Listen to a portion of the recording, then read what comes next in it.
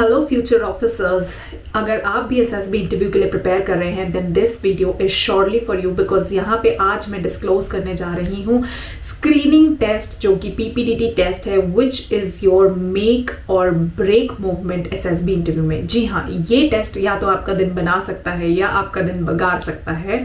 But the fact about this is कि बहुत सारे कैंडिडेट्स इस टेस्ट में या स्क्रीनिंग में मैं कहूँगी इसलिए फेल होते हैं because they don't lack intelligence, but they are not really to जज कि असेसर्स उनसे क्या चाहते हैं। So in this video basically I am going to share the inside secrets of PPDT test.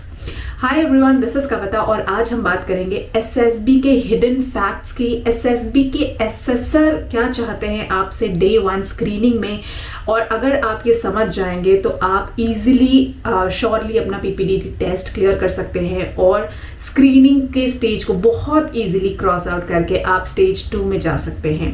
तो सबसे पहले मैं बात करने वाली हूँ पीपीडीटी टेस्ट के बारे में, स्क्रीनिंग टेस्ट के बारे में। तो जब भी कोई भी कैंडिडेट अपना एसएसबी इंटरव्यू फेस करता है, उनको 2 स्टेजेस में टेस्ट देने होते हैं। एक होता है आपका स्टेज 1, दूसरा होता है आपका स्टेज 2।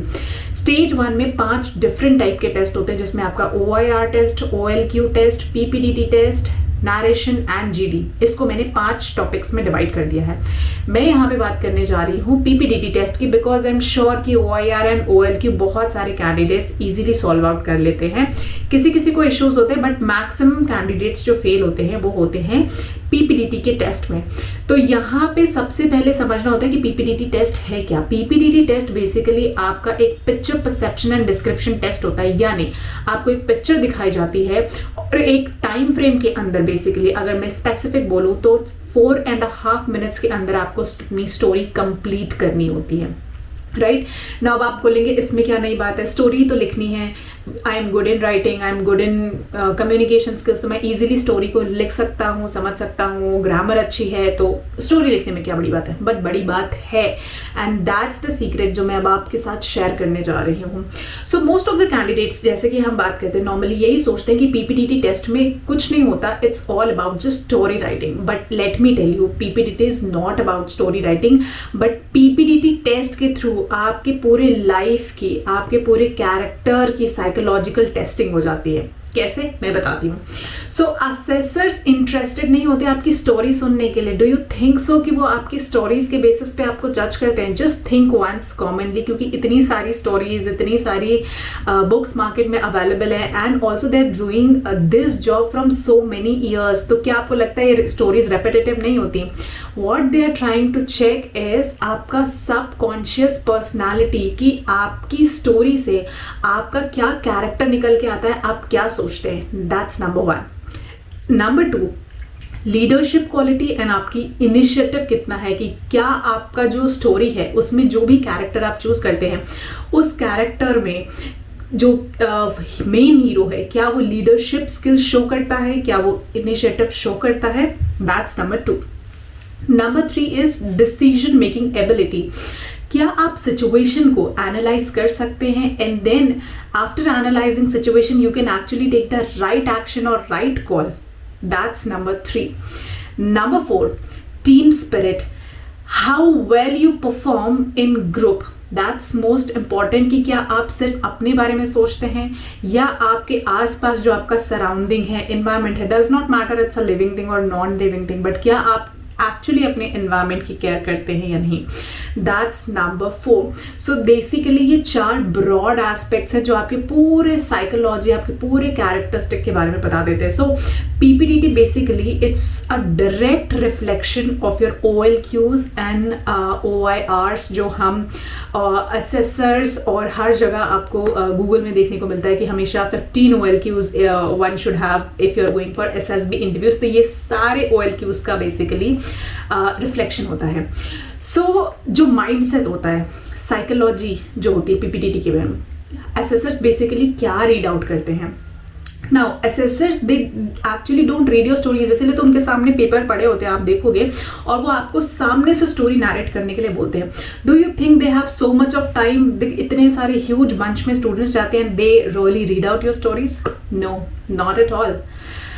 बेसिकली दे आइडेंटिफाई कि आप जिस तरीके से अपना जब स्टोरी नरेट करते हैं उसमें जो मेन कैरेक्टर है, how confidently first of all you narrate, क्योंकि वो आपकी स्टोरी होती है, आपने लिखा होता है, आपके बारे में होती है, तो वहीं से सुन के समझ जाते हैं. इसीलिए विद इन 40 to 40 seconds में the assessor says you know next, because he has listen that story so many times, और उनके लिए रेपिटेटिव है, but they want to just जज and assess your OLQs, your qualities जो आपने उस test के थ्रू रिफ्लेक्ट करी हुई है.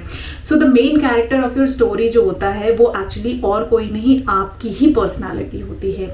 अगर आपका हीरो पैसिव है, डिपेंडेंट है या कंफ्यूज्ड है, इट शोज कि आप वीक है अपने डिसीजन मेकिंग में. अगर आपका हीरो अग्रेसिव है, अनरियलिस्टिक है, it shows that you are very emotional and poor to control your emotions, I would से.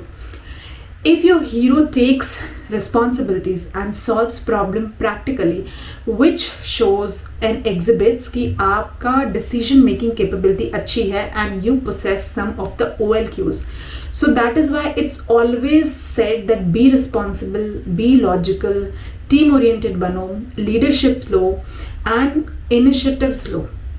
ये आपका PPDT में ये साइकोलॉजी होती है बेसिकली PPDT में, जो असेसर्स देखना चाहते हैं. Now this does not mean कि मैं सारे 15 OLQs पढ़ लूँ और वो सारे क्वालिटीज़ या वो वर्ड्स में कहीं ना कहीं अपनी स्टोरीज में लिखे हो, because let me tell you this fact, ऐसे बहुत सारे कैंडिडेट्स हैं जिन्होंने OLQ के वर्ड्स को ही पूरे स्टोरीज में लिख दिया और उसको असेसर्स ने क्लियरली हाईलाइट भी किया हुआ था कि आपने तो सारे OLQs के वर्ड डालिए. ऐसे भी सिचुएशंस होते हैं. सो जो फर्स्ट इंप्रेशन जाता है, इसलिए मैं कहती हूँ जब आप अपनी स्टोरी लिखते हैं तो you need to understand this. PPDT के इस कॉन्सेप्ट को आपको समझना होता है कि असेसर्स आपको बस फर्स्ट फ्यू सेंटेंसेस में ही जज कर लेते हैं, इसीलिए उनको लेस देन 40 to 45 सेकेंड्स लगते हैं आपको जज करने के लिए. और एक्चुअली इतना ही टाइम होता है आपकी जो 2 महीने की प्रिपरेशन है या 15 दिन की प्रिपरेशन है या 20 दिन की प्रिपरेशन है, आपको शोकेस करने के लिए मैं कहूँगी सिर्फ 40 से 45 सेकेंड मिलते हैं अगर वो आपकी पूरी स्टोरी सुनते हैं तो. क्योंकि 1 मिनट तो किसी की भी स्टोरी नहीं सुनी जाती. With in 40 to 45 seconds they get a very good idea about your character and clarity of thoughts. तो अगर आपका इंट्रोडक्शन ही अनक्लियर है या काफ़ी ड्रामेटिक सा है या अनलॉजिकल है तो it's a really red flag and that's why they say okay next, आगे की स्टोरी नहीं सुनते. That's one thing and you will agree also with me, क्योंकि ये आप सब में से बहुत लोगों ने फेस किया होगा. And that is why we always say that use very simple words, बहुत simple sentences हो लेकिन उनका structure बहुत powerful हो. For example, अगर मैं एक एग्जाम्पल दूँ आपको, अगर स्टोरी की स्टार्टिंग कैसे होनी चाहिए तो स्टोरी की स्टार्टिंग होनी चाहिए, Ravi a young engineer was walking home when he noticed. Now within one sentence itself मैंने बता दिया एक पर्सन के बारे में, उसके प्रोफेशन के बारे में and about the situation also. So इसमें मुझे लिखने में भी ज़्यादा टाइम नहीं लगा बिकॉज PPDT में आपको क्या करना है, 4 मिनट के अंदर आपको अपनी स्टोरी कंप्लीट करनी होती है. तो आपको वर्ड्स आपको बहुत क्रिस्प रखने होते हैं, बहुत क्लियर रखने होते हैं, बहुत पावरफुल रखने होते हैं, so that you are also able to complete your stories within 4 minutes. इसीलिए दैट इज़ वाई आपको पिक्चर परसेप्शन टेस्ट में कहा जाता है कि आप कैरेक्टर को परसीव करिए, पिक्चर को परसीव करिए, वो भी एक ब्लर पिक्चर को, which shows a lot about your psychology कि आप कैसा सोचते हैं, आपका सबकॉन्शियस माइंड कैसा सोचता है under intense pressure, under time bound manner.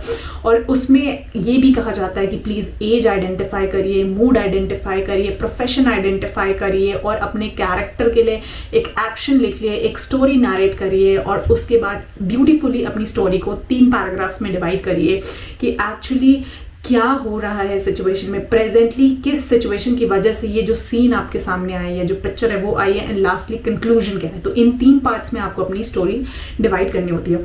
अब आपकी स्टोरी के रेड फ्लैग्स क्या होते हैं PPDT में यूजुअली? सबसे पहले असेसर्स तुरंत उस स्टोरी को रिजेक्ट करते हैं जिनके पास कोई क्लियर प्रॉब्लम या सोल्यूशन नहीं होती, विच शोज कि आपके एनालिटिकल स्किल्स बहुत वीक है. सेकेंड, बहुत ज़्यादा ओवर यूज ऑफ इमोशंस कर लिया, fear, sadness, helplessness, which shows कि बहुत ज़्यादा नेगेटिव थिंकिंग है. तो they will give you time also, तो immediately they will move on. उसके बाद आपने अनरियलिस्टिक सिचुएशंस, अनलॉजिकल सिचुएशंस को या ओवर हीरोइटिक एक्ट्स को किया है कि 1 man defeats 10 criminals. This shows lot of immaturity की अब बहुत ज़्यादा you are not ready basically for the thing. Because मैं एक लाइव एग्जाम्पल दूँ, 1 person even in SSC track entry only 1 person said कि the stairs are going to the moon. and everybody started laughing, you know, and it's a real situation that I'm telling you. So इस तरह के situations भी आपको और stories actually सुनने में मिल जाएंगे, which is very funny, क्यों इतनी सारी information के बाद भी ऐसे situations होते हैं. That's a clear red flag. Thereafter lack of logical actions, जहाँ पे कोई मतलब आपने प्रॉब्लम बता दी but you are not really taking actions, तो आपकी डिसीजन मेकिंग एबिलिटी नहीं है, आपकी लीडरशिप स्किल्स नहीं है, एंड विच शोज की पुअर डिसीजन मेकिंग एबिलिटी है. So that's a very big red flag. So that is why जो आपका हीरो होता है वो आपका अपना रिफ्लेक्शन होता है, and that is why also hero should not work alone, but सबके साथ में काम करना चाहिए. That's the core thing in SSB, that आप अकेले कुछ नहीं है, आपको टीम वर्क, लीडरशिप के साथ साथ टीम वर्क उतना ही मैटर करता है. तो ये बातें जो रेड फ्लैग्स हैं ये प्लीज़ अपने दिमाग में रखिए.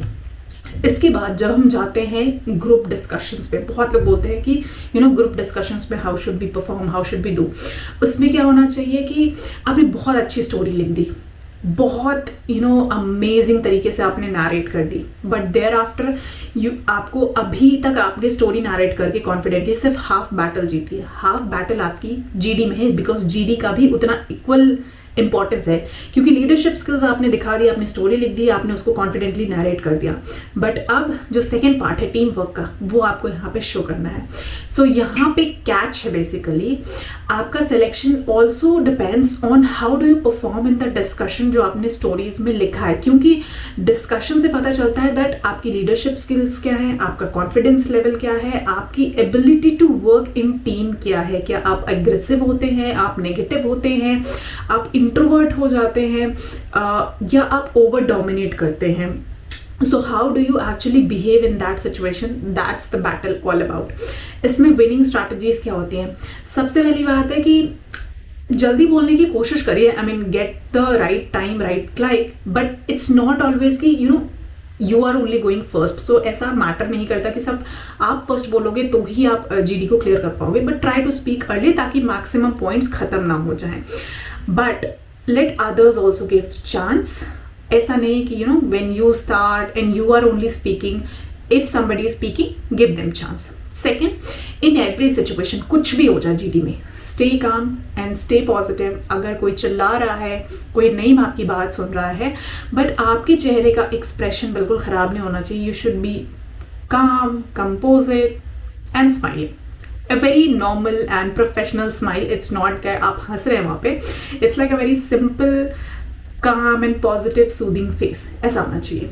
Third, दूसरे जो पॉइंट्स देते हैं आपके GD में, you should always acknowledge it. ऐसा नहीं कि आपको सिर्फ अपना ही पॉइंट लेके चलना होता है, बट अगर दूसरों ने अच्छा पॉइंट बोला है तो आप उनको एक्नॉलेज करिए, आप उनके पॉइंट्स में एडिशन कर सकते हैं. Assessors notice this very much because यहाँ पे आपकी लीडरशिप स्किल आती है, and it's also very difficult to remember the stories of you know people. जो इतने सारे लोग स्टोरी नैरेट करते हैं और उनका पॉइंट याद करके आप उसमें अपना पॉइंट ऐड करते हैं. That's very phenomenal and very amazing thing. So the secret thing here is कि अगर आप ग्रुप डिस्कशन में कहीं स्टक हो जाते हैं तो कोशिश करें कि जो बाकी आपके टीममेट्स ने पॉइंट दिए हैं वहाँ से आप डिस्कशंस को री इनिशिएट कर सकें एंड लॉजिकली लेके जा सकें. फॉर एग्जाम्पल, आप अगर कोई आपकी बात नहीं सुन रहा है या सबके डिफरेंट व्यू पॉइंट्स हैं, तो आप किस तरीके से बोल सकते हैं, you know how you can bring them together on a table. आप कह सकते हैं फ्रेंड्स और colleagues, we all have different viewpoints, but let's focus on the picture, and according to the picture it was so and so. So this is a very good manner to say this. तो आप इस तरह की चीज़ों को use कर सकते हैं rather than no I saw in the picture was like this, because then no one will agree. But the moment when you say कि you know let's focus towards what was the picture shown. Now this shows that you have a natural leader inside you. अब next segment पे आते हैं कि secrets from SSB assessors क्या होते हैं. SSB assessors basically आपको मैं बता दूं कि वो रिटायर्ड ऑफिसर्स होते हैं, और उनको बेसिकली क्लोज डोर उनमें काफ़ी डिस्कशंस होते हैं, बहुत सारे इनसाइट्स, मतलब वो पूरी प्रॉपर एक ट्रेनिंग करके आते हैं आपको असेस करने से पहले। तो बहुत ही वो साइलेंट ऑब्जर्वर होते हैं। बहुत सारे कैंडिडेट्स को लगता है कि साइलेंट रहना सेफ होता है एसेसर्स के सामने। ऐसा नहीं है, अगर आप कुछ भी नहीं बोलेंगे तो भी आपका एसेसिंग अच्छा नहीं होगा। सेकेंड इंपॉर्टेंट थिंग इज कि बहुत सारे लोगों को लगता है टू मच एग्रेशन दिखा दिया, गुस्सा दिखा दिया, डोमिनेट कर लिया डिस्कशन। अगर आप ऐसा करते हैं then also you fail, because assessors will not speak a word about you. वो कुछ भी कमेंट नहीं करेंगे आपके ऊपर, वो सिर्फ साइलेंटली आपको जज करते रहेंगे। थर्ड इज कि असेसर्स, जैसे मैंने बोला, the moment you start your story, first few lines में वो जज कर लेते हैं आपके डिस्कशंस के, आपके नरेशन के, कि क्या आप सूटेबल कैंडिडेट हैं फर्स्ट राउंड के लिए या नहीं है। So it's not basically confident competition actually amongst others, but आपका क्या अपना बिहेवियर है। सो बहुत सारे कैंडिडेट्स बोलते हैं we did not perform well and उसने हमसे अच्छा परफॉर्म किया। Trust me guys, SSB interview is not a competition with others, but it's a competition of yourself only, with ourselves only actually. So खुद से खुद का competition है ये। The better you perform, the clear you are, और आप इसे clear कर लेंगे, you will observe this अगर आप इस चीज़ को सोचेंगे। So इसीलिए मैं बोलती हूँ कि time का बहुत importance होता है। Within initial 20 से 30 seconds में आपको अपना presence feel कराना होता है, and also that why you are different from others। इसे करना होता है बहुत smartly, confidently, but very calmly. That's important. So जो विनिंग फॉर्मूला मैं कहूँगी, और अगर मैं टिप्स देना चाहूँ पीपीडीटी के बारे में, तो मैं यही कहूँगी that PPDT is a very strategic test. आपको सबसे पहले समझना पड़ेगा आपके सारे स्टेजेस को, सारे टेस्ट को एसएसबी इंटरव्यू में। यहाँ पे हम पीपीडीटी की बात करें तो इसलिए मैं फोकस्ड रहूँगी पीपीडीटी की तरफ, बट इसी तरह हर टेस्ट की अपने बहुत सारे सीक्रेट्स होते हैं, बहुत सारे हिडन फैक्ट्स होते हैं। और अगर आपको ऐसी और इन्फॉर्मेशन चाहिए तो आप जा सकते हैं गवर्नमेंट क्रैकर्स की वेबसाइट पे। वहाँ इसी तरह मैं 1-to-1 इन्फॉर्मेशन देके एक्सप्लेन करती हूँ हर कैंडिडेट को, जिससे आप बहुत बेटर वे में समझ आते हैं। और ये तरह की इन्फॉर्मेशन आपको किसी भी कोचिंग इंस्टीट्यूट्स में भी, ट्रस्ट मी, नहीं मिलती, बिकॉज वहाँ पे इतने सारे बैच में स्टूडेंट्स आते हैं कि इतना इस लेवल का कॉन्वर्सेशन होता ही नहीं है। And you can go through any of the videos but nobody will tell what I shared you today, and that's all my personal experience also. And after training so many candidates, being from defense background, my family into defense, ये सारा मैं experience आपके साथ share कर रही हूँ। And you will also like it also, you know, when you think and go through other sources and documents, you will not find this information available in any of the books, any of the websites, not even Google as well. तो बहुत important होता है आपको PPDT के लिए कौन कौन सी skills चाहिए होती है। सबसे पहले आपकी ऑब्जर्विंग स्किल्स होती है, जो कि एक बहुत अच्छी स्किल होती है। OLQs, one of the OLQs है आपका ऑब्जर्विंग पावर की, ठीक है। तो ऑब्जर्व करने की स्किल आपको बढ़ानी पड़ती है। सेकेंडली, आपको अपनी स्टोरी, जैसे मैंने बोला, it's not about story writing, it's about a logical story writing, a practical story writing, और जहाँ पे आप अपने OLQs को प्रेजेंट कर पाएँ। Third is team work and leadership का भी ध्यान रखना है उस पूरी स्टोरी में, उस पूरी फैक्ट में। Fourth is stay confident, speak logically, summarise like a leader, and you know, take everyone all together on one particular path. तो अगर आप ये फॉर्मूला फॉलो करते हैं देन आपके चांसेस ऑफ रिकमेंडेशन बहुत ज़्यादा हो जाते हैं स्टेज 1 के लिए। And the moment you come outside also SSB centre में, आप खुद को महसूस करेंगे, you know, you will feel very much confident as compared to others. So that is why always remember the key is the right strategy. अगर आप test को समझ लें, अगर आप चीज़ों को एक्चुअली समझ लें, तो आप ऑटोमेटिकली उसी तरह जब आप अपनी प्रिपरेशन करेंगे तो आप हाफ माइंडेड से नहीं करेंगे। अब इस वीडियो के बाद अगर आप अब स्टोरी लिखने बैठेंगे तो नाउ यू एक्चुअली नो कि व्हाट इज रिक्वायर्ड, और आपकी जो प्रैक्टिस होगी, जो प्रिपरेशन होगी, वो उस डायरेक्शन में होगी। So with this I hope you all wear the uniform soon. अगर आपको वीडियो अच्छी लगी हो तो लाइक शेयर सब्सक्राइब जरूर करें, चैनल को सब्सक्राइब करें, टेलीग्राम ज्वाइन कर सकते हैं, और जो आपके डाउट्स हैं, कमेंट्स हैं, वो आप पूछ सकते हैं, कमेंट्स कर सकते हैं। I will try to clear your doubts. And जो भी लोग एसएसबी की प्रिपरेशन करना चाहते हैं वो एनरोल कर सकते हैं हमारे ट्रेनिंग प्रोग्राम में। 5 डेज का ट्रेनिंग प्रोग्राम है। एसएसबी के 5 अलग अलग टेस्ट और उनके जो सब टेस्ट होते हैं, इसी तरह की detail information, detail secrets, top secrets and hidden facts आपको सुनने को मिलेंगे हर टेस्ट के बारे में, और पर्सनल लेवल पे आपका इंटरेक्शन होगा। एंड 1-to-1 गाइडेंस होता है, because I don't believe in crowd, I don't believe in quantity, I believe in quality, and that's what I am trying to give it out here through my videos. So I'll see you in the next session. Till then, Jai Hind, bye bye.